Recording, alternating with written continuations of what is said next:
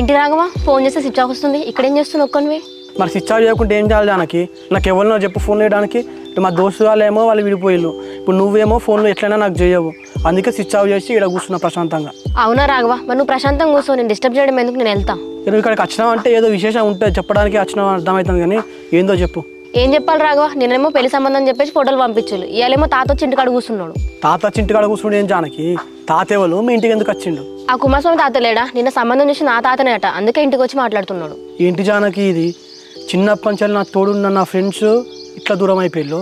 చిన్నప్పటి నుంచి నువ్వే నాకు కావాలని చెప్పేసి నీ మీద ఎంతో ఇష్టం పెంచుకొని ఉంటే నువ్వు ఇట్లా దూరం అయిపోతాను అసలు ఏమైతాను జానకి నాకే ఇట్లెందుకు జరుగుతుంది మీ ఫ్రెండ్షిప్ ఏముంది రాఘవ ఇవాళ కాకపోతే రేపైనా కలుస్తారు నాదే ఎటు కాకుండా ఉంది మీకు కలుస్తామని చెప్పేసి మళ్ళీ ఎట్లా అనుకుంటున్నావు జానకి